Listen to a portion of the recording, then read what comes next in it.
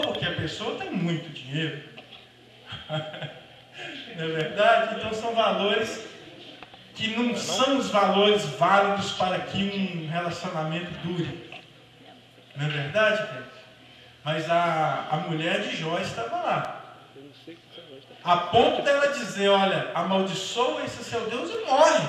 Por que você não morre, Jó?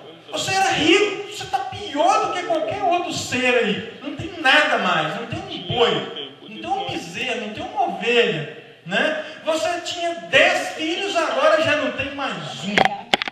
Você tinha saúde, nem isso você tem mais, porque Jó estava todo cheio de feridas. Né? E ela vai falar para ele, por que você não morre, Jó? Hoje, queridos, tem muitas pessoas que se o recurso financeiro do relacionamento esgotar, a separação é instantânea. Se o homem era rico e ficou pobre, a mulher rapa fora. Se a mulher era rica e ficou pobre, o homem rapa fora. E isso não é o compromisso que Deus nos chamou a ter. Deus nos chamou a um compromisso até que a morte nos separe. Não é verdade? Que é isso, irmão? É muito difícil. É mesmo. Só que Deus viabiliza. Aí, onde que nós temos que buscar essa viabilidade? Vamos olhar para a vida de Jó, então. Vamos fazer como ele. Vamos ser justos, vamos ser honestos, vamos ser tementes de Deus e vamos fugir até da aparência do mal. Não foge só do mal, não. Ó. Se o negócio vier aparência do mal, rapa fora. Né? Rapa fora. Aí você vai conseguir ter um relacionamento de sucesso. Mas o que é um relacionamento de sucesso? É um relacionamento onde não existe discussão? É um relacionamento onde não existe briga? Não. O relacionamento de sucesso é um relacionamento que tem confusão, é um relacionamento que existe brigas, existe discordâncias, mas mesmo assim ele prevalece até que a morte o separe. Esse é um relacionamento de sucesso. Quer ver como é que nós temos a prova disso? Jó depois, quem conhece a história, viu que no final a Bíblia declara que ele ficou 2 vezes mais rico e poderoso. Né? Quem conhece a história sabe. E quem não conhece, eu te faço um convite a conhecer. Está ali, eu acho que todo mundo tem uma Bíblia em casa. Então leia essa história que você vai ver o que é um casamento durável. Jó então recupera tudo de novo, e 2 vezes mais. Né? A esposa dele tinha mandado ele morrer, não tinha? Agora o homem está rico de novo, cheio de gado, agora o dobro do que ele tinha antes, saúde em cima, talvez fez uma academia, estava ali todo bombado, fortão, bonitão. O que ele poderia virar para a esposa dele e falar? Mulher, você lembra que você me mandou morrer, mulher? Não, que eu estava na situação complicada, que eu estava pobre, que eu estava todo ferido. E agora?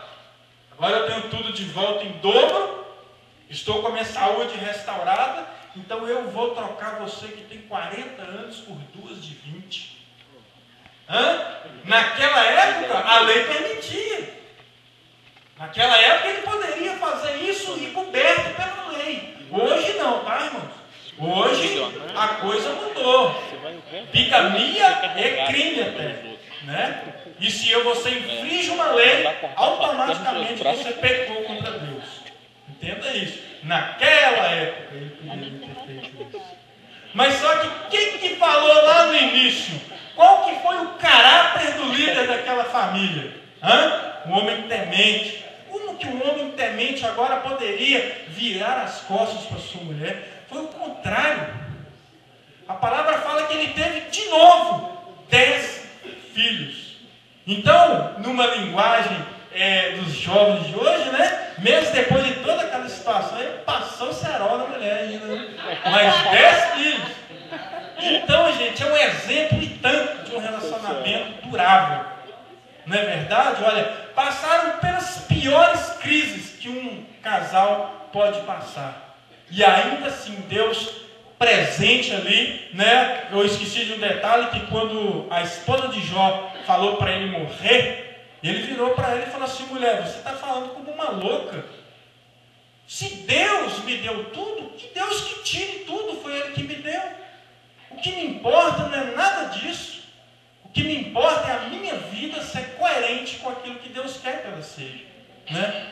Em outras palavras, né? Era isso que Jó queria dizer. Mas, no entanto, ele permaneceu ali. E a mulher também. Porque se ela não tivesse permanecido até o final dos bens dele, ela não ia falar aquela frase que ela falou, Jó morre.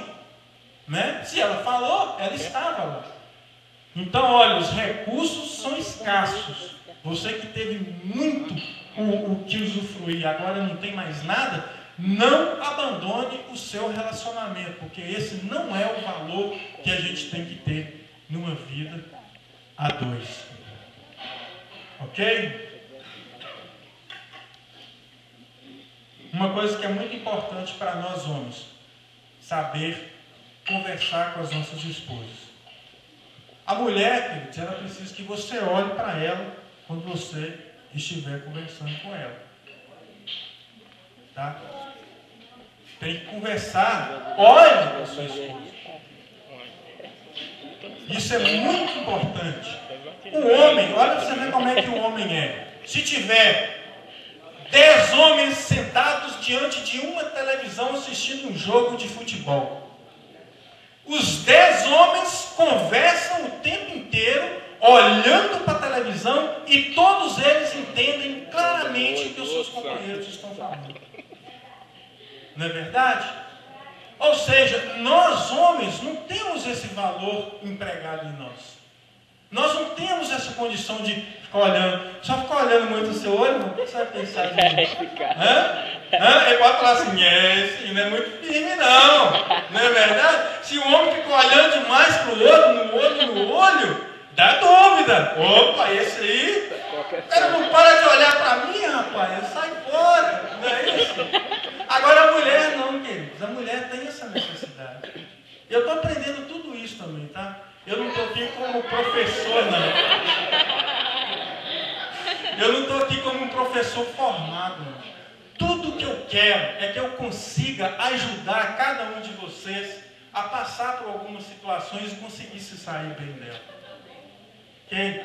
Então, olha, quando você estiver conversando com a sua esposa, olhe nos olhos dela.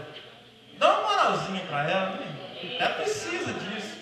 Ela é a parte mais frágil do casamento, né? Ok? Vamos lá mais um assunto aqui para mim não perder, que é importante para nós. Olha só uma coisa que é importantíssima na nossa vida de casado. A comunicação, ela é de suma importância. O pastor, quando eu estava vendo um vídeo a respeito dessa mensagem, ele falou o seguinte, que na cidade onde ele foi visitar, o pessoal falou para ele o seguinte, olha, aqui chama-se Ilha de Guaratiba. Quando ele chegou lá, era uma cidade comum, igual Barão de Cocais, nem água tinha perto. Aí ele foi saber o porquê, mas por que Ilha de Guaratiba? Estou vendo água aqui, normalmente ilha está em volta de água, né? Você só vai de barco numa ilha. Ou se tiver uma ponte muito extensa, né, para que você chegue até lá, ou de avião. E ele foi perguntar, né, a pessoa que havia convidado ele para ministrar, por que Ilha de Guaratiba. Aí o pessoal ficava com preguiça, irmão, de falar William de Guaratiba. William de Guaratiba tornou-se Ilha de Guaratiba, uma falha de comunicação. Não é verdade? Aí tinha outro exemplo que ele citou, Viaduto dos Cabritos. Aí na hora que foi ver, era Viaduto Oscar de Brito. Nada a ver uma coisa com a outra. Aí, olha, o viaduto estava homenageando o engenheiro. E o pessoal transferindo essa homenagem a um quadrúpede, né? Um bode, um cabrito. Por quê? Falta de comunicação.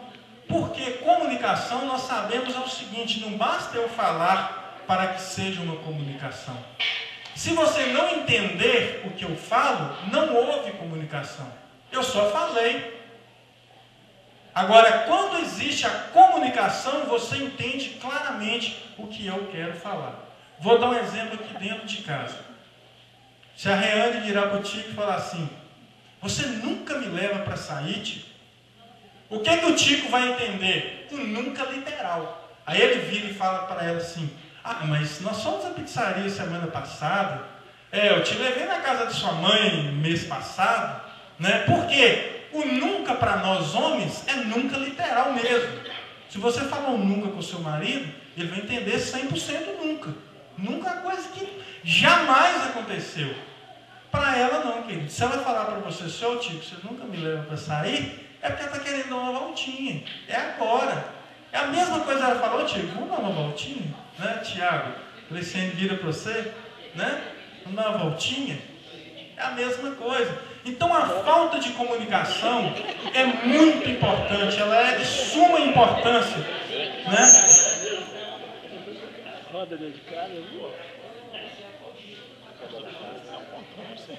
Olha para você ver como é que o homem comunica e como é que a mulher comunica lá na rua. A mulher vê a amiga dela lá do outro lado. Na hora que ela está indo, ela já dá uma observada se a amiga engordou, se a amiga pintou o cabelo, né? Ela já faz uma análise geral e vai lá no pezinho do ouvido dela e conversa as duas olho no olho. Agora o homem vê o outro lá, e aí, beleza? Tudo bem? Tchau. Basta. Né? Não é assim que eles na prática, na nossa vida? E dentro da nossa casa, nós homens temos que entender esse valor que tem na nossa mulher. A mulher, isso é cientificamente provado, ela precisa de 6.000 palavras por dia para se contentar. Ok? 6.000 palavras. As mulheres falam muito? Porque elas precisam de 6.000 palavras por dia para se contentar. Um homem apenas 3.000. Aí o homem sai para trabalhar, chega ali na rua, rapidinho ele gasta as 3.000 palavras, ele chega em casa mudo. E a mulher quer conversar. E a mulher quer conversar. Então quando ela quiser conversar com você, se vira, acha uma maneira, senta e